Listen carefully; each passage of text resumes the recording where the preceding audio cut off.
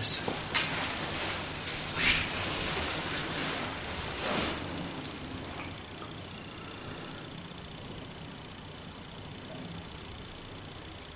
문을 여시는 이가 우리 아버지시고 우리의 왕이시고, 그러나 우리를 압제하고 모든 것을 주관하시되 우리를 끌고 가시는 분이 아니시고, 우리와 함께 하시되 우리 안에 생명으로서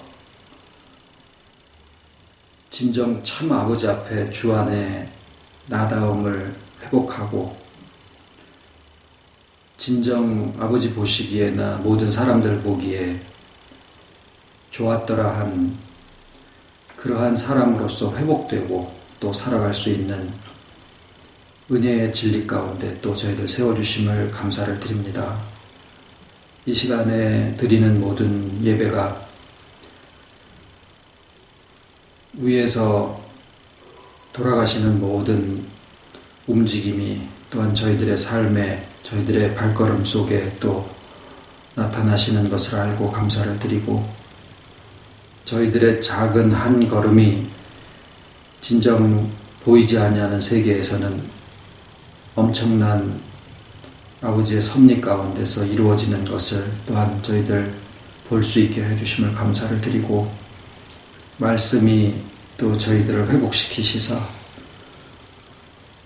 정말 아버지께서 예비하시는 모든 그 충만한 기쁨이 저희들에게 함께 하시기를 소원드리와 모든 말씀 예수님 이름으로 기도드립니다. 아멘.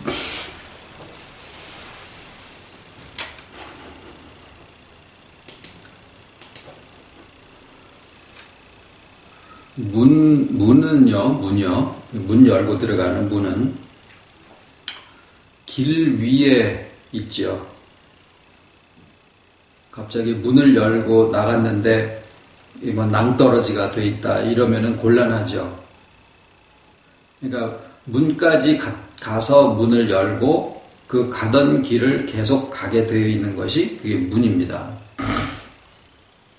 지난 시간에 우리가 같이 나누신 말씀이 요한복음은 창세기의 해설서다라는 말씀을 드렸습니다. 왜 해설서를 써야지 되느냐 하면 하나님을 새로이 만나기 때문에 그래요. 하나님을 만난 분들이 주 안에서 성경을 기록을 하는데, 모세가 모세 시대에 하나님을 만났기 때문에 창세기를 쓰고 출애굽기, 민수기를 쓰고 신명기를 기록을 한 건데, 그때의 하나님은 영화의 감독처럼 실제로 그 영화에 등장은 하지 않지만, 그 전에 이제 그런 간증을 한번 들었습니다. 하나님을 어떻게 느낄 수 있느냐. 사진을 이렇게 평생 찍어온 사진을 아버지가 아이를 성장해 가는 거에 따라서 이렇게 사진을 쭉 찍는데, 아버지는 계속 사진을 찍으니까 사진에는 아이만 계속 등장을 하는 거예요. 그런데 논리적으로 그 사진에는 반드시 사진 찍는 사람이 거기 있었다라는 거죠. 그런 것처럼 감독은 영화 전체에 한 번도 등장하지 않지만 그 영화의 감독이 있는 것처럼, 하나님은 우리가 사는 삶에 전혀 모습이 보여지지 않으시지만 모든 것이 다 하나님의 주관 아래서 되어진다라고 하는 것을 모세가 만난 하나님이에요. 그래서 창세기를 기록을 합니다. 보이는 세계와 보이지 아니하는 세계에 대해서 기록을 합니다. 근데 이제 1500년의 세월이 흐르면서 요한이 예수님을 만나서 보니까 예수님이 하나님이신 거예요. 하나님의 아들이신데 그 신성을 보니까 하나님의 아들, 하나님이신 거예요. 그래서 다시 성경을 기록을 해야 되겠다. 창세기가 다시 보인 거예요. 그래서 창세기를 해설을 하면서 본인이 만난 하나님을 이제 거기다가 이렇게 해설을 해놔야지 될 그 필요가 강하게 느껴졌었던 거죠. 물론 이제 현실적으로 에베소 교회를 목회를 하셔야 되고 이제 본인이 돌아가시더라도 예수님의 육성과 가장 지근 거리에서 예수님을 만나 뵀던 그런 여러 가지 상황에 대해서 누구보다도 잘 아니까 본인마저 세상에 없으면 예수님에 대해서 얘기해 줄 사람이 없지 않겠느냐, 뭐 이런 현실적인 필요도 있었겠습니다만은 가장 중요한 거는 하나님을 다시 만난 거예요. 어떤 하나님으로 만났느냐? 그 이전에 하나님은 세상을 주관하시는 하나님이신데 지금 여기에 요한이 만난 하나님은 드라마 안에 감독이 주인공으로 등장을 하신 거예요. 그래서 실제로 그 드라마 안에서 활동을 하신 거죠. 근데 보니까 그분이 창조주시고 그분이 없이는 아무것도 지어진 것이 없느니라 라는 것을 알게 됐는데 보니까 우리랑 너무 같은 분으로 오셨는데 원래 보니까 하나님이셨더라 라는 것을 이제 알게 된 거죠. 그래서 뭐 애들 시쳇말로 냉장고를 아니죠. 뭐죠? 코끼리를 냉장고 안에다가 집어넣는 거는 뭐 냉장고를 연다, 코끼리를 넣는다, 문을 닫는다 이렇게 농담을 합니다마는 있을 수 없는 일이라는 거죠. 그 얘기는 큰 상자를 작은 상자 안에 집어넣을 수 없는 것처럼 사람들 생각에 하나님은 너무 거룩하시고 하나님은 이 모든 것의 주관자이시지 그 역사 안에 등장하셔가지고 뭐를 하신다라는 게 말이 안 되는 거예요. 더군다나 인간이 되신다라는 거는. 그랬는데 그런 하나님을 만난 거예요. 근데 왜 예수님이 그런 하나님이신 분이 왜 사람으로 등장을 하셔서 감독이면 감독으로 계시지 왜 드라마에 이렇게 주인공으로 나서시는 이유가 뭐냐? 이게 이제 풀어져야 되는 부분인데 왜 그러냐면 구약에 계셨던 하나님도 본래 그 마음은 내가 너희와 함께 하겠다라는 거였었다라는 거죠. 그런데 그 내가 너희와 함께 하겠다라고 하는 말이 그냥 주관하시는 것만이 아니라 이제 우리가 알게 된 거예요. 하나님의 심정을 예수님을 통해서 하나님이 우리와 함께 하시겠다라는 말씀이 그냥 우리한테 복 주시고 우리가 길에 지나가는데 자동차가 와서 우리를 들이받을 수도 있는 거를 살짝 피하게도 해주시고 이런 식으로만 우리를 안 보이는 키다리 아저씨처럼 도와주시는 게 아니라 실제로 우리의 삶의 등장인물이 되셔가지고 우리와 함께 우리랑 같은 인간이 되셔가지고 동참하시겠다라는 그런 마음을 하나님이 가지고 계신다라는 거를 이제 요한의 증거를 통해서 알게 된 거예요. 예수님을 통해서. 근데 지금 이제 성령을 우리가 받고 또 말씀의 깨달음을 비춰주시는데 보니까 거기에서 진짜 하나님의 함께 하심이 어떤 것이냐 하고 보니까 이제는 우리 각자 안에 하나님의 택하신 자녀들의 인격 속에 예수 생명으로서 우리와 다 인격적인 연합을 이루시는 것이 하나님의 이제 그 약속이시자 하나님의 심정이 실제로 나한테 이루어지는 것이 되더라라는 것을 우리가 알게 된 거거든요. 그런데 감독으로서의 하나님은 모든 것의 주관자셨고 거기에 등장인물로서 주인공으로 실제 극 안에 드라마 안에 참여하시는 예수님은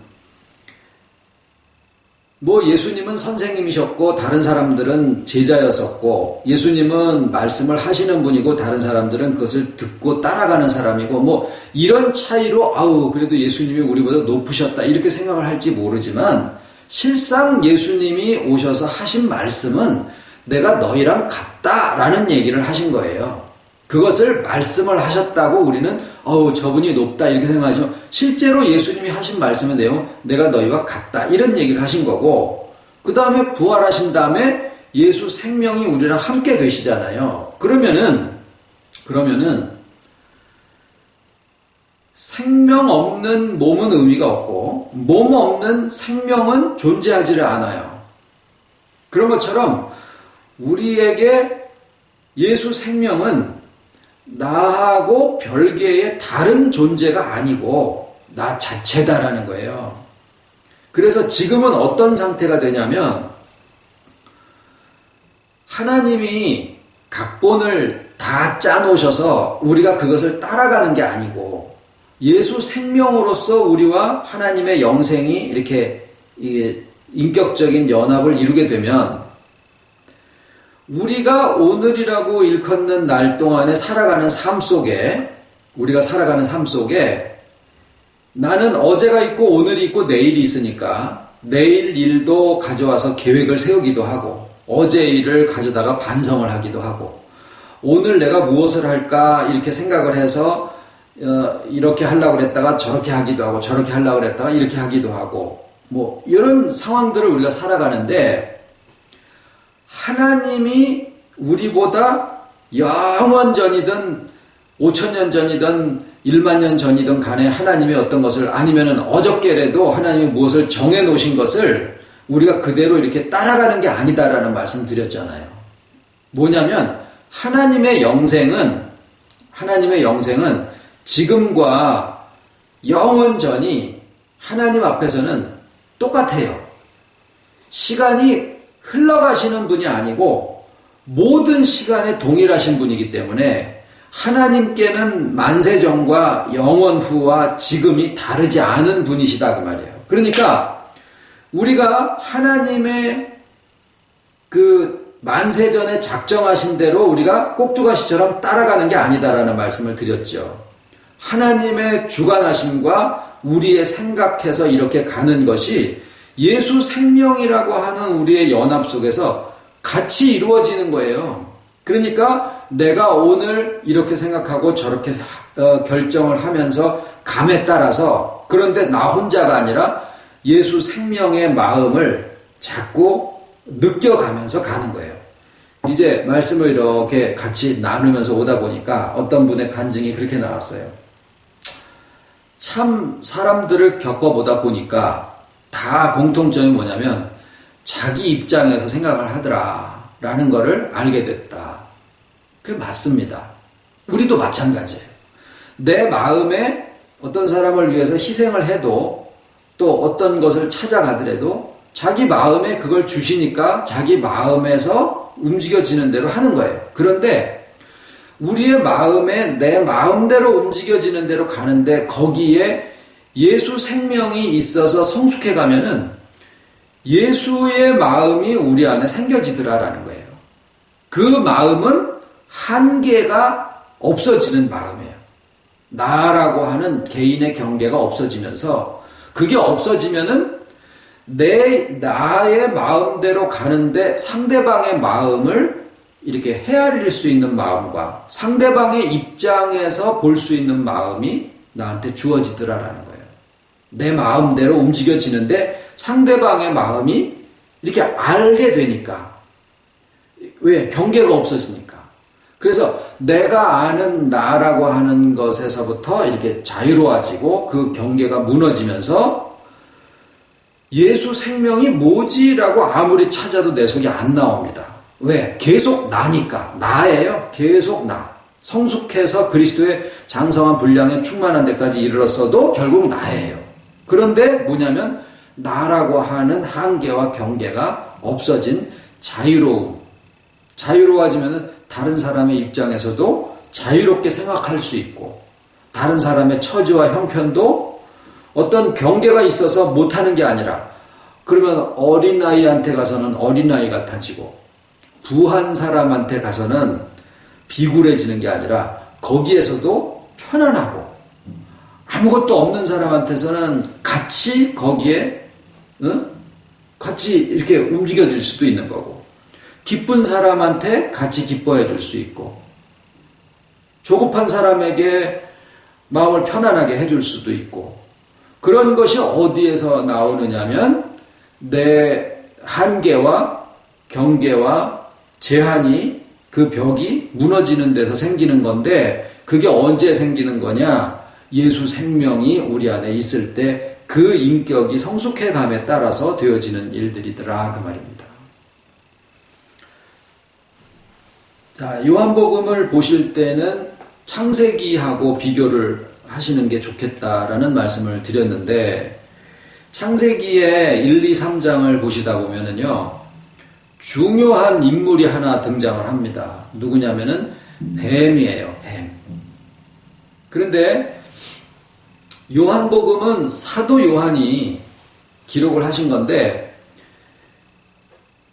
사도 요한이 예수님에 대해서 기록을 하면서 중요한 등장인물을 하나 부각을 시킵니다. 세례 요한이에요. 그런데 세례 요한을 복음서에서 기록을 하시기를, 그는 이 빛이 아니요 빛에 대하여 증거하러 온 자라, 이렇게 되어 있고, 예수님은 요한에 대해서 천국에서 제일 작은 자도 요한보다 크고, 그리고 요한의 때로부터 지금까지 천국은 침노를 당하나니 침노하는 자는 빼앗느니라, 이렇게 또 말씀을 하셨어요.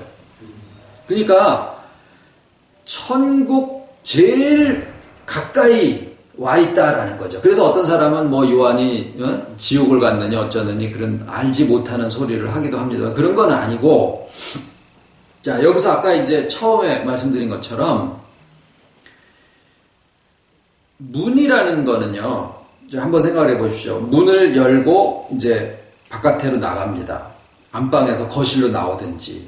그러면은 문은 안방일까요? 거실일까요? 안방이라고 볼 수는 없죠. 안방에 들어온 게 아니에요. 그렇다고 거실도 아니에요. 비슷하게 요한을 이야기를 할 때 가장 이제 근접한 인물이에요. 어디에? 주 안에 들어오는 세계, 우리로 치면은 연합하는 세계에 가장 근접한 거예요. 근데 비슷한 표현이 창세기에 3장 1절에 뱀에 대해서 얘기를 하실 때, 하나님이 지으신 들짐승 중에 뱀이 가장 간교하더라, 이렇게 되어 있어요. 그 간교하더라라는 말이 예수님이 뱀에 대해서 지칭하실 때는 뱀처럼 지혜롭고 비둘기같이 순결하라, 이렇게 얘기를 하시죠. 그것이 뱀이 만약에 악이라 그러면 악의 지혜는 너희가 차라리 알지 아니하기를 원치 아니하노라, 이렇게 얘기를 하셨거든요. 그러니까 악의 지혜라 그러면은 그거는 아예 악에 대해서는 어린 나이가 되고 아예 그냥 몰라라, 이렇게 얘기를 하셨기 때문에 뱀의 지혜를 예수님이 사용을 하라고 하신 것은 그게 악한 것인데 그 지혜를 배워라, 이런 얘기를 하신 게 아니에요.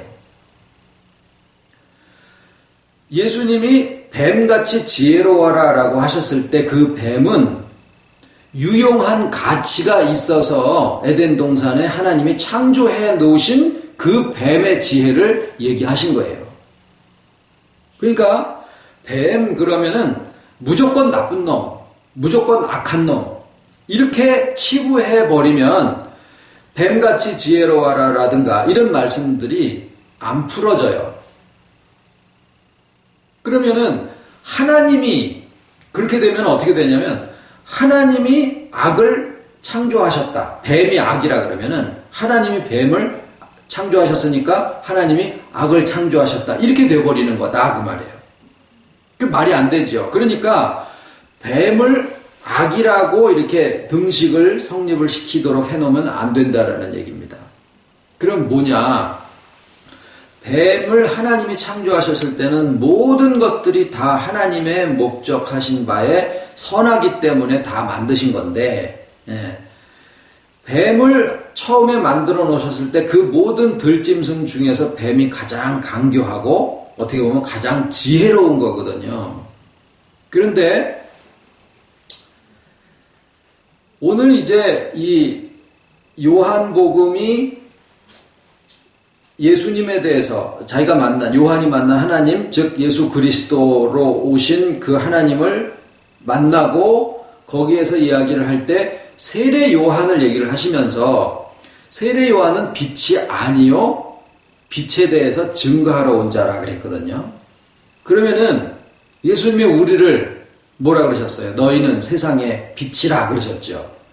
그런데 세례 요한은 스스로를 나는 쇠하여야 하겠고 그는 흥하여야 하겠습니다 라고 이야기를 해요. 예수님을 놓고 굉장히 우리가 본받아야 할 겸손한 모습으로 표현을 한 것이죠. 그거는 우리가 진짜 마음에 가지고 있어야 되는 것이 분명한 사실입니다. 그런데 중요한 것은 하나님이 우리에게 주신 오늘이라고 하는 삶과 그리스도 안의 풍성함은 우리더러 누리고 가라고 그러셨는데 우리의 생명으로 예수 생명이 우리와 함께 계심으로써 우리를 세상의 빛이라 라고 하셨을 때 내 안에 있는 예수 생명이 빛이지 내가 빛이 아니다 라고 이것을 구별할 필요가 없다 그 말이에요. 우리가 자칫 하나님이 빛이지 내가 빛이야. 내 안에 있는 예수 생명이 빛이지 내 자신은 그냥 하나의 그릇일 뿐이야 라고 이야기를 하고 싶어 하는 경우들이 있어요. 그런데 아까 말씀드린 것처럼 생명 없는 몸이 의미가 없고 죽은 것이고 몸 없는 생명이 존재하지 않는 것처럼 내 속에서 생명만 따로 뽑아낼 수가 없는 것처럼 예수 생명을 내게서부터 분리해서 자꾸 이야기를 하려고 할 필요가 없다 그 말이에요. 예수 생명이 나라고 하는 인격 속에 같이 있는 것이고 예수 생명으로 인해서 우리의 인격이 성숙되어져서 나타나면 누가 나타나는 거냐? 나의 인격이 나타나는 거예요. 그 나의 인격이 빛이에요. 주와 연합되어져 있는 인격이 성숙해서 나타나지는 덕. 그것이 빛이에요. 그러니까 나의 인격은 상관없이 오직 예수 생명만 나타나셔야 되죠. 라고 얘기할 필요가 없다고 말이에요. 그런 면에서 세례 요한은 그는 이 빛이 아니요 라고 얘기가 되어 있고 또 나는 쇠하여야 되겠고 그는 흥하여야 하겠습니다 라고 이야기를 할 때 자기와 예수를 분리하고 있는 거예요. 우리가 신앙생활을 하는 데 있어서 이런 태도를 가지고 있는 게 굉장히 많습니다. 겸손이라는 모습 속에서 예수와 나를 분리하고 있는 거예요. 자꾸 그렇게 가르침을 받고 있고 그런데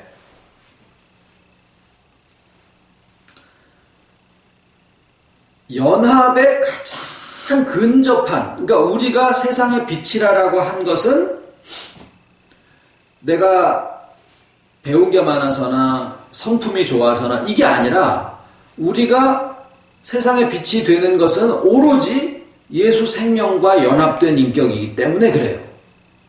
그러면 주와 연합한 그 인격으로서 성숙해 가면서 나의 인격이 덕이 세워지고 의도하지 않더라도 그런 주 그리스도의 향기가 나오게 되고 이런 모습이 세상의 빛이 되어지는 건데 빛이라고 하는 것을 이야기를 하실 때는 학생이 공부를 잘했다 아니면은 사업하는 사람이 성공을 했다 아니면은 내가 나이가 70인데 70 같지 않게 건강하다 아니면은 나는 이제 일하는 데 있어서 굉장히 성실하다 이런 것을 얘기하는 게 아니에요.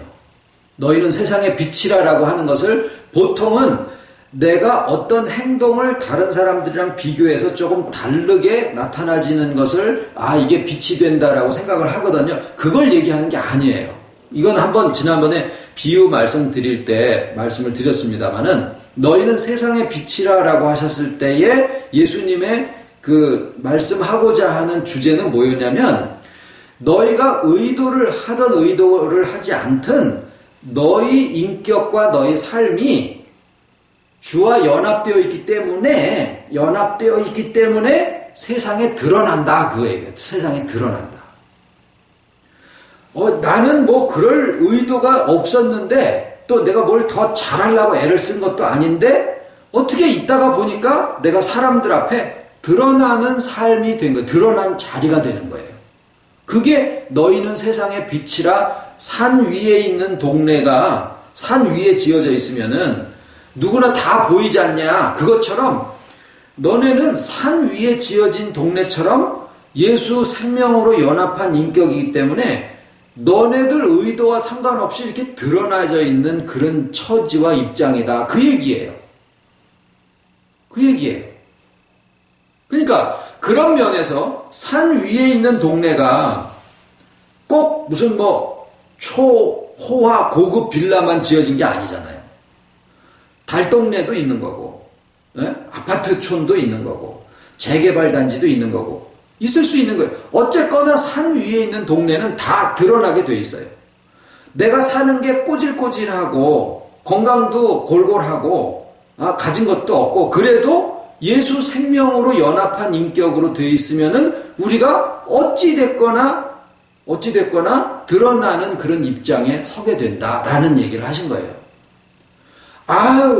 내가 예수의 덕을 세우기 위해서 뭔가 좀 잘해야 되는 게 아닐까요? 내 아이들이 좀 공부도 더 남들보다 잘해야 되는 게 아닐까요? 그게 아니라는 거예요. 그걸 하지 말라는 게 아니라 그냥 주어진 삶 속에서 우리가 그냥 살아요. 아이들 교육시키고 재정저축 붙고 뭐 아파트 구입하고 이래 하면서 그냥 살아요. 사는데 주 안에 연합한 인격으로 되어 있다는 것 때문에 세상에서 드러나게 되어 있다는 거예요. 왜? 빛이니까. 그래서 거기에서 사람들을 비추라고 하나님이 우리를 그 자리에 놔두시겠다라는 거예요. 그러니까 우리가 세상의 빛이니까 뭘 좀 잘해야 되는 게 아닐까? 아니라는 거예요. 내가 의도하고 잘하려고 하는 것은 자의적인 신앙으로 들어갈 일이 많은 거예요. 그게 아주 경계가 순간입니다. 생명나무 복음에서 은혜의 복음에서 선악나무 복음으로 거기는 복음이 아니라 볶음이에요. 볶음. 여러분 선악을 아는 게 잘못일까요? 당연히 알아야 되잖아요. 그런데 선악을 알게 하는 나무의 실과 그러면 그걸 먹으면 어떻게 돼요? 선과 악을 알게 되잖아요. 그게 나쁜 걸까요? 좋은 거죠. 그런데 뭐 그렇게 난리 난 것처럼 하나님이 막 내쫓으시고 큰일 난 것처럼 그러셨을까? 포인트는 뭐냐면요. 선과 악을 분리하고 선과 악을 분석하고 이러고 있는 주체가 누구냐? 이성이라는 거예요. 우리는 주와 연합한 상태에서 내가 선하려고 애를 써서가 아니라 주와 연합한 인격에서 주의 인격으로 성숙해 가다가 보니까 선과 악이 점점 터득이 되어져서 악을 버리고 선을 취할 수 있는 지각이 생겨지는 거예요. 요것은 선일까? 요것은 악일까? 이거를 하고 있는 것은 은혜가 아니라 이성이 하고 있는 거예요. 이성을 토대로 자의가 발동을 해가지고 선과 악을 분석하고 있는 작업이 뭐냐? 그게 자유주의자들이고 그게 인본주의자들이 하고 있는 신앙의 형태예요. 그거예요. 그것을 창세기에는 선악을 알게 하는 나무의 실과를 따먹음으로써 하나님의 지혜와 같은 지혜에 도달할 수 있을 거라고 생각을 하는 거죠. 그게 뭐냐면 믿는 사람들이 신앙생활을 할 때 행동으로 이렇게 하다가, 이건 옛날에 다니던 교회에 목사님이 집회 때 하신 말씀인데, 컴퓨터가 아주 좋은 게 있어가지고 내가 하는 행동을 다 요거는 새 사람이고 요거는 옛 사람이고, 생각도 다 요거는 새 사람이고 요건 옛 사람이고, 이렇게 좀 분석을 해주는 컴퓨터가 있으면 좋겠다라고 얘기를 하는 거를 그때는 은혜롭게 그걸 받았는데, 지금에 와서 보니까 그게 바로 선악을 분석해가지고 이성이 주체가 돼서 자의적인 신앙을 하는 거예요. 그렇게 해서 어디까지 가기를 원하느냐? 계속 쪼개고 분석하고 쪼개고 분석해서 결국은 어디까지? 그렇게 하면서 하나님의 지혜까지 완전하게 도달할 수 있을 거다라고 생각을 하는 거죠. 그게 선악나무의 신앙생활이에요. 우리는 그게 아닙니다. 내가 아직 죄인 되었을 때에 하나님이 자기 아들을 우리에게 보내심으로, 우리에게는 이제 주와 연합한 거죠. 보내심으로 우리에 대한 자기의 사랑을 확증하셨느니라. 우리가 아직 죄인 되었을 때, 아직 경건하지 않고 연약한 투성이로 있을 때,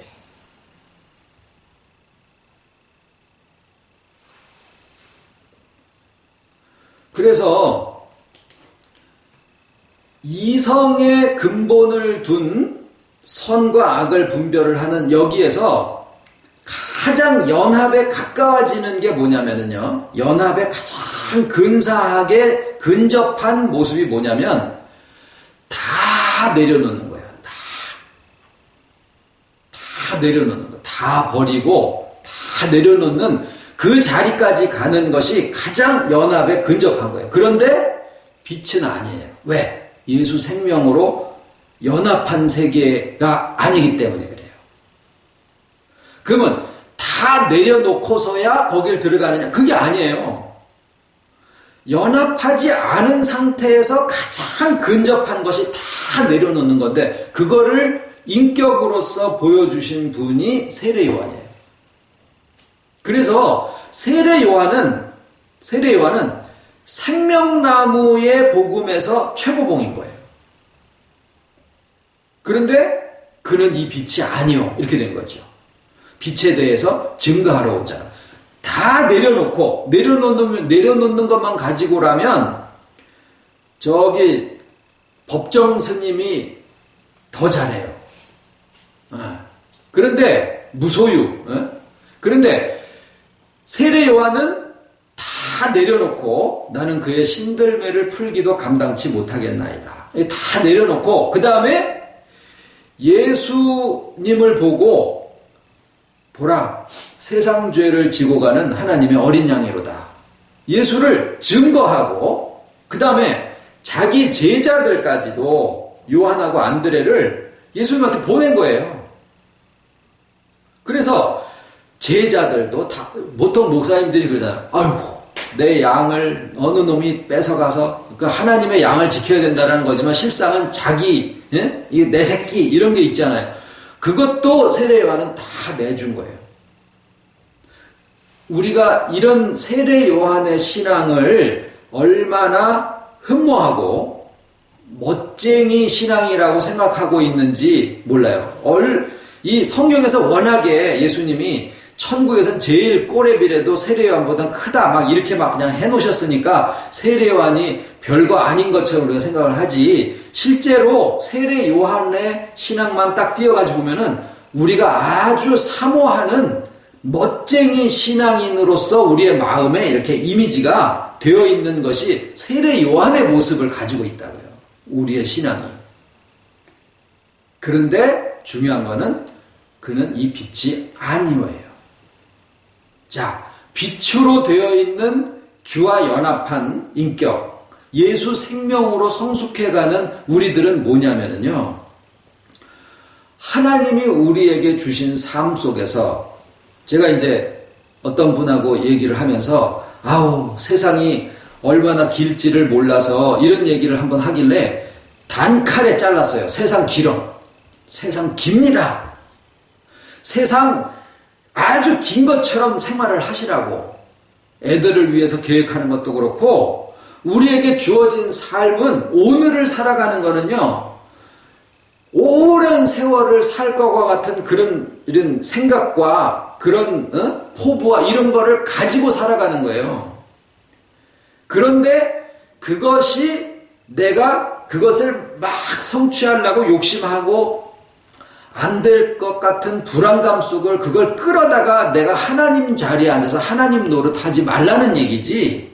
오늘을 살아가는 사람이 내일을 생각 안 하고 사는 거는 짐승이나 하는, 짐승도 하다못해 누구예요?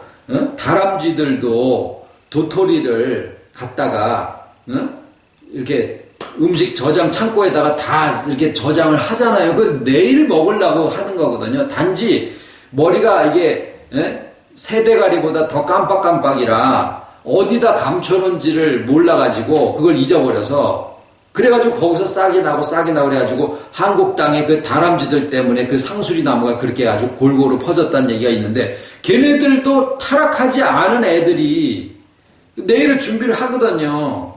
그러면은 우리가 내일 준비하는 게 뭐가 안 좋아요? 노후 준비하고 노후는 하나님이 다 알아서 하시지. 땡 아니에요. 내가 애를 써서 궁고하고 지혜를 써서 이렇게 저렇게 해야 됩니다. 그리고 하나님의 주관하심이 있어요. 왜? 예수 생명을 가지고 있는 예수 생명으로 자라가는 인격이고 나 자체 말이에요. 예수 생명이 있어서기도 하지만은 아브라함에게 주신 약속에 사라가 꼭 있어야 되는 거예요. 사라 없으면 안 되는 거예요. 그래서 약속을 동일하게 같이 받은 자로 돼. 이런 말씀을 쓰신 거죠. 내가 있어야 되는 거예요. 하나님 앞에.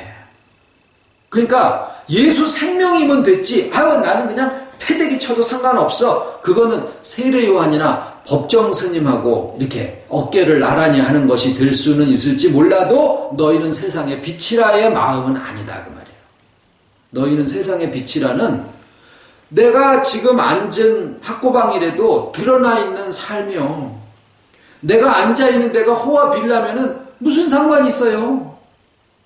호화 빌라에서 드러나 있으면 되는 거고 학고방에서 드러나 있으면 드러나면 되는 거고 우리는 그저 예수 생명으로서 그냥 성숙해 가면 되는 거예요. 그리고 주님의 생명 안에서 나의 인식이 달라지니까 나의 한계나 경험으로 쌓아진 안 된다라고 하는 제한이나 이런 것들을 원래 벽이라는 거는 없잖아요. 다 벌판 위에다가 이렇게 바람막이를 세우고 그러다 보니까 우리 집은 42평이니 우리 집은 24평이니 이렇게 하는 것 뿐이지 실상은 그 공간과 바깥의 공간이 다를 게 아니거든요. 우리가 가지고 있는 제한은 과거에 의해서 제한되어진 것들이 많은데 우리가 우리를 인식하는 것을 과거에서부터 끌어다가 인식하는 게 아니라 예수와 연합한 인격으로서 나 자신을 인식하는 세계로 들어가다 보면은 나에 대한 한계가 자꾸 없어지는 거예요. 그러면서 생각도 안 했게 다른 사람의 입장이 보여지는 거예요. 왜? 벽이 없으니까 보여지는 거예요. 그러면은 뭐가 돼요? 이해가 되어지는 거죠. 왜? 그 사람의 입장을 보니까 이해가 돼요. 그럴 수 있네. 이해가 되어졌을 때 상대방이 나로부터 내가 저 사람한테 이해를 받았네. 저 사람이 나를 이해해 주는데 그러면은 나로 인해서 그 사람이 회복이 되어져요. 위로를 받아. 그러니까 내가 한 게 없어요. 나는 한 게 없는데 저 사람의 입장이 보이니까 그냥 그 사람 입장에서 얘기를 해주고 얘기를 들어주는 것 뿐인데 한 게 없는데 그 사람은 나로 인해서 상처가 치유가 되어지고 조급한 마음이 위로를 받고 성품이 회복이 되어지는 역사가 일어나더라라는 거예요. 그게 뭐예요? 드러나는 거예요. 그게 드러나는 거예요. 그게 산 위에 있는 동네가 숨겨지지 못한다. 그 얘기예요. 우리는 조건을 붙여서 드러난다라고 생각을 하잖아요. 내가 1등을 하면 골인을 넣으면은 이런 어떤 조건, 그건 자기 욕심이 많죠. 그런데 하나님이 우리를 드러나게 하시는 것은 어떻게 드러나게 하시느냐? 상대방의 입장이 보이게 하는 거예요. 그래서 그 사람의 입장을 쳐다보면서 그 입장에 서서 생각을 하게 되니까 이해가 되어지고, 이해받은 사람은 이해해준 그 사람의 말에 의해서 치료가 되어집니다. 그래서 드러나는 거예요.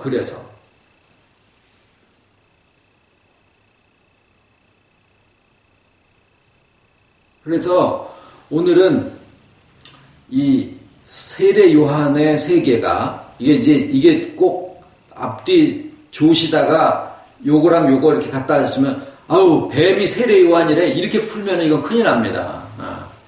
그 길에서 최고로 올라가는 세계를 세례 요한을 통해서 보여주신 건데, 우리의 마음이 많이 신앙에서나 인격에서 거기를 사모하는 부분들이 있어요. 자기의 이성과 자기의 의를 근거로 해가지고 제일 안 좋은 거는 아주 그냥 될 대로 되라 그래 악을 저질러 버리는 사람. 그 다음에는 선을 행하고 싶은데 안 되는 사람. 그 다음에 선을 행해서 교만해질 수 있는 사람. 그 다음에는 이도저도 다 버리는 사람. 그거보다 더 위는 다 버리고 예수를 증거하는 사람. 그리고 자기 제자까지도 예수님한테 보내줄 수 있는 사람. 이거 최고봉에 온 거예요. 이 세례 요한이. 그런데 빛이 아니다라는 거죠. 그런데 우리는 예수 생명으로 주와 연합한 인격의 세계 속에서 너희는 세상의 빛이라. 그래서 우리가 그 안에서 내게 주어진 삶을 누릴 수 있게 된다라는 거죠. 나 자신인 것을 즐거워하고 나 자신인 것을 누릴 수 있다라는 거예요. 그러니까 나다움을 즐긴다라는 거죠.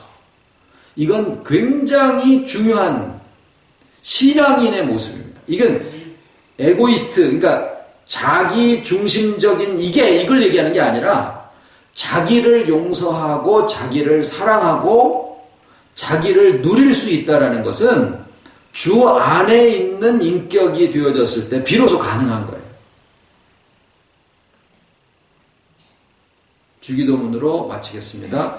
하늘에 계신 우리 아버지, 이름이 거룩히 여김을 받으시오며 나라의 마옵시며 뜻이 하늘에서 이룬 것 같이 땅에서도 이루어지이다. 오늘날 우리에게 일용할 양식을 주옵시고 우리가 우리에게 죄 지은 자를 사하여 준 것 같이 우리 죄를 사하여 주옵시고 우리를 시험에 들게 하지 마옵시고 다만 악에서 구하옵소서.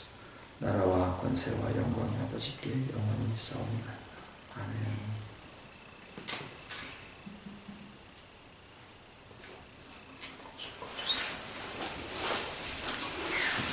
예.